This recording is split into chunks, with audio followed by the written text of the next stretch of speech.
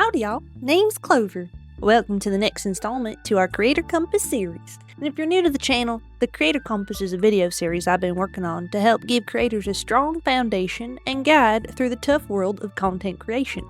Now, it ain't meant to be the end-all be-all set of rules, but rather a helpful set of strategies you can shape and form to your own needs and goals as a creator. Building a community is a lot like tending a garden. You start by planting everything with love and care, but if you don't tend to it regularly, weeds start growing thick and tangled, and eventually they take up so much space that nothing you're trying to grow really has room to bloom.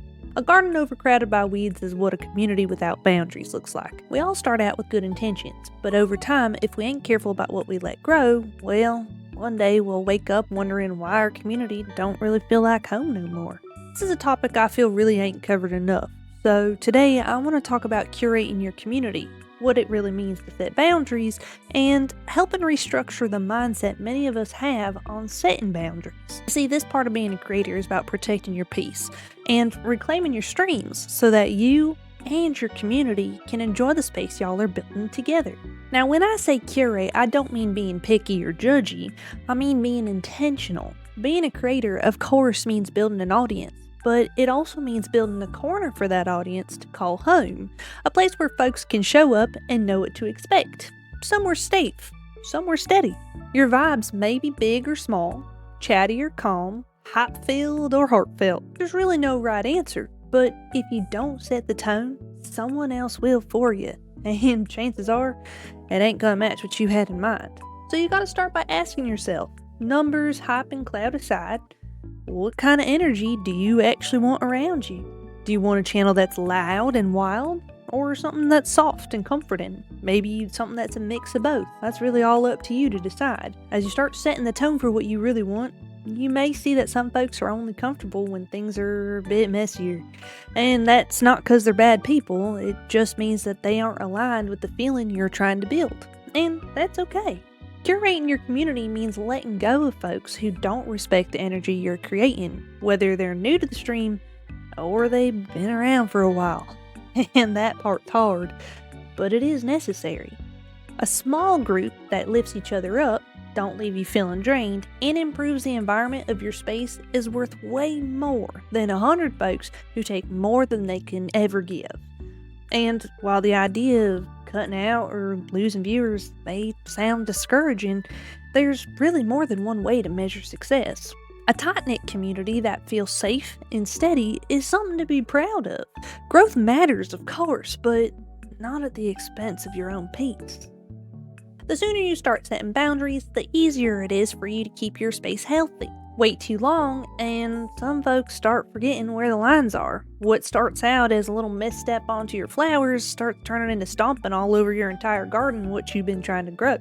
I've been there before. I let things slide because I didn't want to seem rude. Thought maybe I was overthinking it, so, I hushed up about it. But by the time you realize it's gone too far, it becomes that much harder to take the reins back. Setting boundaries early don't mean you're being cold. It just means that you care enough to be clear. You see, folks can't honor what they don't understand. So when you're upfront about what's okay and what's not, you're actually taking the guesswork out of it. That way folks don't have to wonder if they're crossing a line, and you don't have to carry quiet resentment about anything that oversteps your comfort zone. When you take a moment to let folks know, hey, I don't talk about that kind of stuff, or I don't really care for them types of jokes, or even just we don't do that here. Those are ways of showing that you care and you want to make sure that everyone feels comfortable. When we communicate how we feel, it gives all parties the opportunity to see where our comfort zones are and the chance to act accordingly. And how you handle that also sets the tone for everyone else. You see, you teach folks how to treat you. Starting off firm might feel kind of awkward, but it saves you a lot of grief down the line. And the ones who stick around for that are the ones who really care. Now, don't fret if you've already been creating for a while and your space feels off. That just means your garden's due for a little bit of pruning. Maybe there's someone in your chat who's getting a little too familiar. Or maybe there's a vibe you didn't mean to set and now it feels kind of baked in. When something starts feeling off, that's usually your gut trying to speak to you. Take time to pause and really listen to it, because that's your body trying to tell you what your mind's been avoiding. And you can shift the energy without making a big fuss too. Maybe update your chat rules and pin a message that highlights these changes by saying something like, hey y'all, I'm trying to make this space feel better and more comfortable for everyone, including myself, so please take a look at these new rules. And if someone's behavior starts weighing on you, even if they've been around for a while, and yes, even if they've done so much for you, you're still allowed to say, this don't feel right anymore. That don't make you cruel, it makes you honest. You're not cutting someone off out of spite, you're taking care of the space that you've built and the person who's carrying it, which is you. Some folks might leave or try to push back, and yeah, that can be real rough, especially if you've always tried to keep the peace and keep everyone happy. Now, there are some folks who helped shape where you started, and that'll always matter. But honestly, not everyone is meant to walk with you through every season. When we grow, things change, and sometimes that change can be a bit uncomfortable. But that ain't wrong, that's just part of taking care of what matters. And yeah, that can be real hard, but setting these boundaries makes your space feel like home again. A place that's softer on your nervous system. A place that you can look forward to stepping into instead of feeling like you gotta brace for it. And even if things slow down for a bit, that's not a step backwards. It's just you making room for what fits better. Part that a lot of folks don't think about is that if you've been feeling fed up, chances are your community has been too. The ones who actually vibe with your heart, who have been sitting in the back waiting for things to feel a bit safer. When you curate your space, they finally get a chance to breathe too. You ain't just setting the boundaries for your own sake, you're clearing a path for the like-minded folk in your community to speak up, stay close, and help shape something better. Now I want to talk about what boundaries actually look like. Not just in theory, but in real life. And this is coming from a recovering people pleaser who's still learning as they go. For the longest time, I thought keeping everyone comfortable was part of the job. I'd twist myself into knots trying to soften every word, avoid every awkward moment, and explain every little thing so no one would think I was being mean or ungrateful. So if this part feels hard, I just want you to know that I see you. I feel your struggles, and just know that it does get easier. Boundaries don't gotta be loud, alright? They don't need a spotlight or a big long speech. You can really just throw out a simple sentence, something like, hey, we don't do that here, or no, don't like them types of jokes. You don't have to explain yourself over and over and over, and you don't have to sound angry to be taken seriously. You just gotta be sure that you're being clear and firm, but also don't apologize. This has always been the hardest thing for me. I want to say I'm sorry, I know this might sound harsh, or I don't mean to be a bother, or so on and so forth, but all that really does is teach folks that your boundaries are flexible, and then they start trying to push a little bit more because they think if I keep pushing, maybe they'll bend, maybe they'll break. That's something I've had to unlearn. Actually, something I'm still trying to remember most days, so it's tough. It's really tough. But you can be kind without making yourself smaller. You can care deeply about your community and still say, this is not okay. And if someone gets upset by that, if they act hurt or try to twist your words and make you feel like you were cruel just for saying what you needed and setting them boundaries, that don't mean you did nothing wrong. It just means your boundaries showed them a limit they didn't expect to find. And when some folks lose access to a version of you that never said no, well, they grieve the loss of that out loud, and it can feel a lot like guilt tripping. I know how easy it is to want to fix that too, to soften your voice, maybe backpedal a little bit, explain yourself to the edge of exhaustion, just to make the moment feel smooth again. But hear me when I say discomfort ain't harm. And when someone's first response to your boundary is to make you feel bad about it, that ain't a reflection of your character. It's a reflection of theirs. The people who respect you, they may feel a bit surprised, maybe even a little disappointed, but I promise you they'll adjust. They'll honor what you need, even if they don't fully understand it yet. You ain't a bad person for making your space more livable for you. And anyone who needs you to be uncomfortable in order to feel welcome, well, they were never offering you the kind of relationship that lasts. The right folks, the folks who care about the space you're trying to build, they'll breathe a little easier when you set the tone. They'll finally have room to speak, too, without feeling like they gotta shout over all the chaos. Boundaries ain't the end of a connection. They're the beginning of a better connection, because now the folks who stay are staying for the right reasons. And yeah, while standing your ground on boundaries is already tough enough, it becomes that much more difficult when folks who start crossing the lines ain't strangers. Sometimes it's folks who've been with you for years. mods that you trust, people who've donated a lot of money to you, maybe even other creators with big platforms.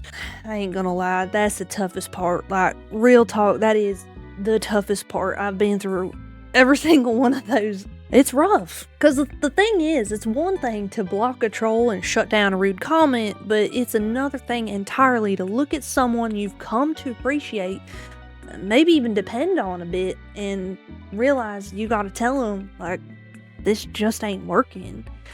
But I want you to hear me, please, when I say this. Even if someone has helped you grow, they do not get to make your space feel uncomfortable or unsafe. Support does not equal control. Familiarity does not erase your discomfort. With mods, this can be especially tricky. Maybe they've been with you since the beginning, helped you through some rough patches, or feel like they're a part of your foundation. But if they start speaking over you, making decisions you didn't ask for, or shifting the tone of the space in a way that makes you feel uneasy, that deserves your attention. Sometimes you just gotta sit down with them and say, hey, I'd like to redirect how we mod going forward. If they really are there to support you, they'll listen to what you've gotta say. And if they don't, well, maybe their support was more about feeling important than it was protecting the space. With folks who've been supporting the channel, the pressure can sneak up on you too. Someone gives generously, and before long, they're expecting your time, your attention, maybe even some sort of emotional access you never agreed to. That's a hard thing to untangle, because of course you're grateful, but that gratitude doesn't mean you owe them more than what you're comfortable giving. If you start feeling boxed in or watched too closely, it's okay for you to stand up and be like, now hold on, your support means the world to me, but my boundaries are the same for everyone. And if that shifts the relationship, well, it might have needed some shifting. And you might be thinking, well, what about them high profile creators? And oh man, that's a whole nother layer. Maybe they've been flirting in DMs, making backhanded comments, or trying to pull you into things you ain't comfortable with. But on the other hand, they've got clout, and you feel like speaking up might burn some bridges. Believe me, I get it. I have been there, and it is stressful. The fear is very real, but so is your right to draw a line. You don't owe someone access just because they have influence. And you don't have to say yes to every opportunity. You don't have to sit there and put up with behavior that would bother you from literally anyone else just because their name carries weight. Sometimes you're able to have a conversation with them, or at the very least just shoot them a little, hey, I'd rather not be involved with this, or this dynamic don't make me feel too good. The best case scenario is that you can resolve it internally. You don't need to post about it, you don't need a perfect excuse, just trust your gut and step away. Boundaries don't become less valid just because the person crossing them is someone who you once admired or someone who's done a lot for you. And I've had to learn that caring about someone doesn't mean that I owe them access forever. There's a big difference between appreciation and feeling like you can't say no. You can carry those good memories and still know when it's time to let the dynamic change. And while we're here, let's sit with this part for a minute, because sometimes setting boundaries can leave us with some hard to shake feelings of guilt. Even when you know you need to set boundaries, even when you know you've said it kindly, you may still feel kind of awful afterwards. You might feel like you've let someone down or that you weren't grateful enough. That kind of guilt can hit you especially hard if you're used to making sure everyone else is comfortable before you even consider yourself. And yeah, this part's for the people pleasers. I myself have felt this guilt. I've sat there in the quiet after a long call with someone or having to publicly address something on stream. I've replayed the conversations over and over in my head, wondering maybe I said too much, or I don't know, maybe I'm overthinking it, I should have let it go. Guilt can mean a few different things. Sometimes it shows up because you're doing something new, something uncomfortable, but necessary, like speaking up when you're used to staying quiet, or saying no when you're taught to always say yes. Other times, it's your conscience knocking. It's really worth asking, did I speak with care? Did I hold my boundaries without hurting someone else in the process? Guilt can come from old patterns that told us we ain't allowed to speak up, or it can come from moments where we could have done better. That's why it's always good to kind of sit with that moment and reflect on what happened. What matters is taking a breath, getting honest about what you need, and having the steadiness to honor it for yourself and for the kind of space you want to share with others. When you've spent years equating kindness with self-sacrifice, even healthy boundaries can feel like harm.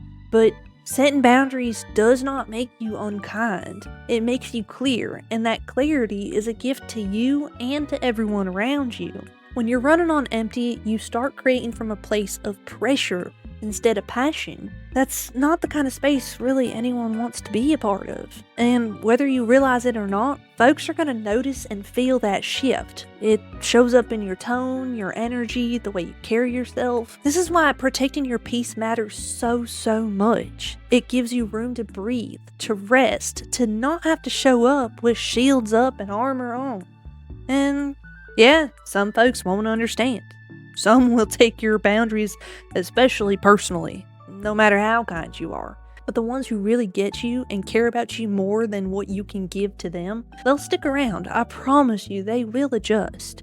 Take it from me when I say you don't gotta set yourself on fire just to keep everyone else warm. That kind of warmth, well, it fades real fast and it leaves you with nothing but ashes. I know this topic can stir up some nerves, especially if you're still growing. Boundaries can sound a lot like walls, like something that might scare folks off. But the truth is, boundaries don't push good folks away. They help the right ones feel safe enough to lean in. You don't have to change the whole tone of your space overnight, and you don't have to say everything perfectly. Lord knows I don't. Sometimes curating your community just means making tiny adjustments, giving yourself more room to breathe, and letting the space shift just enough so it feels better for everyone involved, including yourself. And I'd love to hear y'all's thoughts on this too. Have you ever had to set a tough boundary in your space? What helped you get through that? Or is this something you're still trying to figure out? And as always, thank y'all so much for watching, and I'll see y'all next time.